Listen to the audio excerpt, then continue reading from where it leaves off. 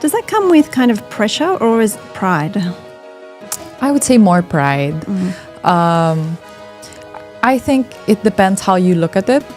And I try to take it in with as much gratitude as I possibly can, because I know not a lot of players are able to have this platform, and it's a blessing to have this support behind me. So yeah, I won't say that it comes without any pressure at all.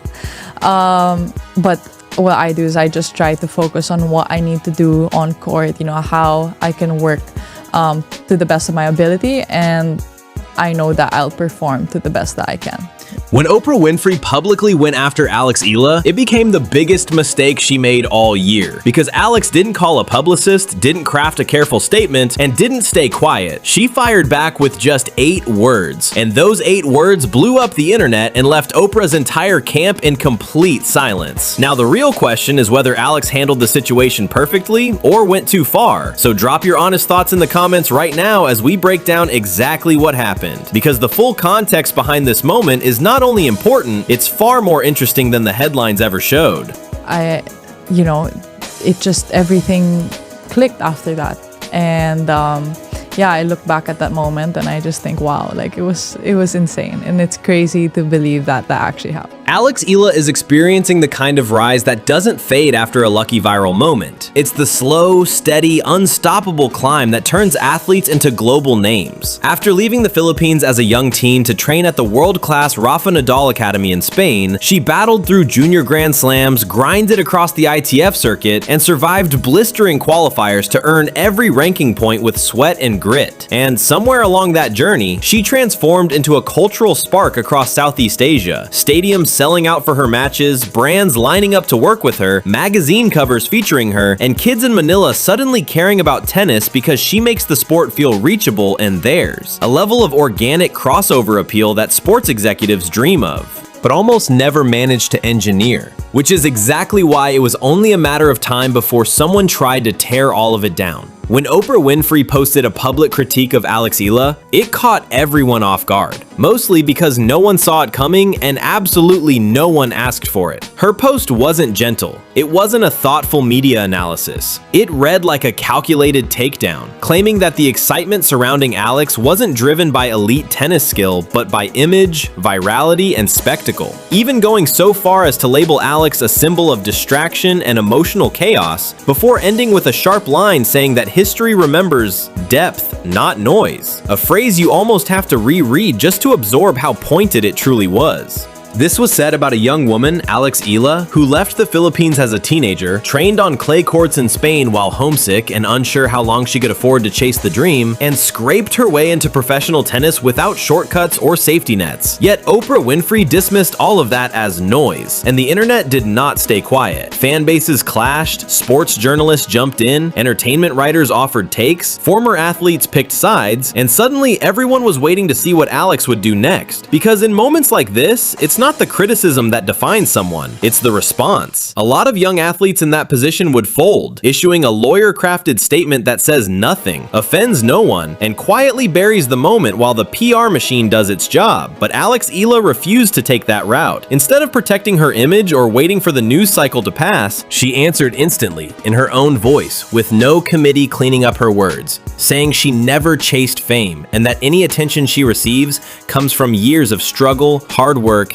community support, and real people who see their own fight in her journey. And she contrasted that sharply with Oprah Winfrey, saying that while Oprah seeks to inspire audiences, she herself is focused on saving dreams, lifting up the broken, and proving opportunity is real no matter where you start. She wrote, "Being seen is not a crime. It's what happens when you speak from your scars and turn pain into purpose." And then she ended it with 8 words the internet instantly memorized. "My legacy is built on courts, not couches." A line that hit like a 130 miles per hour serve. Clean, sharp, and impossible to return, drawing the clearest possible distinction between their worlds. Because Oprah built influence by sitting across from others and shaping their stories for television. A meaningful and powerful craft in its own right, but one entirely different from bleeding for every inch of your dream on a tennis court. Nobody is denying the value of what Oprah Winfrey has built, but there's a world of difference between discussing struggle from a studio couch and actually living it on hard courts in foreign countries with a racket in your hand and a ranking system that doesn't care about your feelings. And Alex Eala made that distinction without dismissing Oprah. She simply stated that her own work was forged somewhere else, and she said it with a precision and confidence that was impossible to argue with, triggering an immediate reaction across the sports world as fellow players quietly liked her post. No comments, because athletes are trained to be careful, but likes, which in today's media landscape speak volumes, while former champions who spent years battling the same tired narrative that a young woman's marketability somehow cheapens her athletic credibility showed open support. And within hours, the hashtag pain into purpose was trending worldwide, completely hijacking the conversation Oprah had tried to initiate, leaving her entire camp silent. No clarification, no follow-up, nothing. And that silence, when you think about it, is actually very, very loud, because Oprah Winfrey is not someone who normally goes silent when challenged. She spent decades in the public eye and has weathered far bigger controversies with speed and eloquence. The fact that her team chose not to respond says one of two things. Either they genuinely had no meaningful answer to those 8 words, or they calculated the size and passion of Alex Eala's fan base and decided that pushing the issue wasn't a battle worth picking. Either way, it tells you something. And to really understand why Oprah's original post detonated the way it did, you have to see the larger pattern it landed in. The decades-old, exhausting script that young female athletes keep getting shoved into, where their talent is questioned, their credibility is minimized, and their visibility is treated like a liability rather than an earned outcome. The same script that followed Anna Kournikova, who was one of the best doubles players in the world and a real top 10 singles competitor, yet spent the late 90s being reduced to her appearance and told that her commercial success somehow proved she wasn't serious about the sport. Maria Sharapova spent her entire career proving that 5 Grand Slam titles were real achievements and not negated just because she became globally recognizable. Emma Raducanu won the US Open without dropping a single set, not in the main draw, not in qualifying. One of the most remarkable runs in modern sports, yet the second she signed brand deals, critics questioned her dedication. The pattern never changes. A young woman rises, she becomes both successful and marketable, and suddenly her marketability is used as evidence that her success must be fake. She is forced to justify what should require no explanation at all. That's why Oprah's post struck such a nerve. It slotted perfectly into this tired cycle, suggesting Alex Eala's magnetic personality is somehow a distraction, that her visibility is a spectacle, that being everywhere means she doesn't truly matter. What Oprah missed, and what so many media gatekeepers of her generation still don't understand, is that the entire system has been rewritten. The old pipeline was simple. You had a story, a publicist pitched it, a producer approved it, and if you were lucky enough to be invited onto Oprah's couch, you finally had a platform. The couch decided who mattered. If Oprah didn't choose you, your story never made it past the lobby. But Alex Eala doesn't need anyone's couch. She turns on her camera, speaks directly from her lived reality, hits post, and millions respond because they were already waiting for a voice like hers. No executives, no filters, no gatekeepers. And when she talks about saving dreams or lifting the broken, it isn't empty inspiration. It's the reality of what happens when a girl from a developing country with limited access to resources sees someone who looks like her breaking into an elite, expensive, historically white sport and suddenly realizes maybe this door isn't locked after all. That isn't noise. That's one of the most powerful things sports can offer. And the fact that it also brings followers and sponsorship money isn't a contradiction. It's the entire mechanism that allows Alex to survive in this system. Those followers give her reach. Those sponsors give her independence. Together, they give her the freedom to compete and speak on her own terms instead of relying solely on prize money or waiting for tournament organizers to decide her value. And here's the part that makes Oprah's critique almost absurd. This is the exact blueprint Oprah Winfrey built her empire on. She shared her own story, she turned her own wounds into connection, she built a platform for people who never saw themselves represented, and she converted authenticity into cultural power. That's not an insult, it's a tribute to her brilliance. But the irony is that this formula apparently becomes questionable only when someone outside her approval circle dares to use it. Meanwhile, the WTA is in the middle of a transformation that desperately needs exactly what Alex Eala brings: youth, reach, authenticity, and a generation that no longer waits for permission to matter. When Serena Williams retired, she left behind a space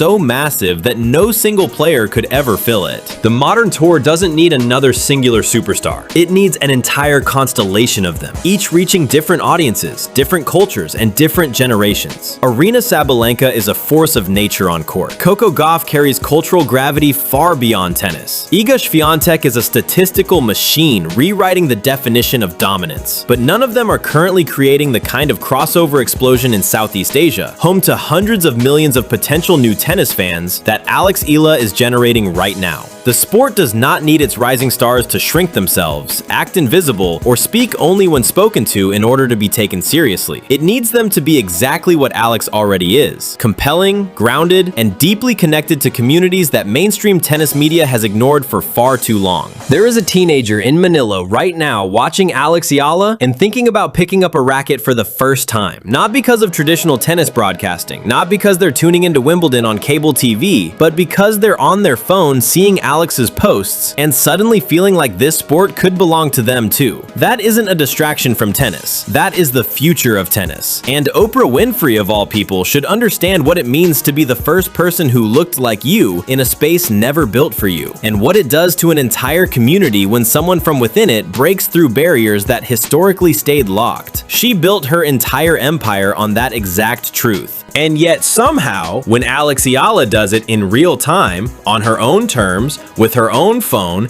and in her own voice, the verdict is that she's producing noise. Which brings us back to those 8 words, because they deserve another look. My legacy is built on courts, not couches. It isn't angry, it doesn't insult anyone, and it doesn't rely on outrage. It simply states a fact with complete clarity. Alex knows exactly what her work is, where it happens, and what it costs. And she has zero interest in having that work judged by someone who has never returned a 100 miles per hour serve in the deciding set of a qualifying match while carrying the expectations of an entire nation. A tennis court doesn't care about your television ratings, your production budget, your magazine covers, or your daytime awards. It cares only about whether you can compete. And Alex Eala has spent years proving again and again that she absolutely can compete at the highest level. Oprah Winfrey's silence since those 8 words landed has lasted far longer than anyone expected. The woman who built an empire on knowing exactly what to say and when to say it seems to have realized that there is no real comeback to courts, not couches. And honestly, that might be the most revealing part of this entire situation.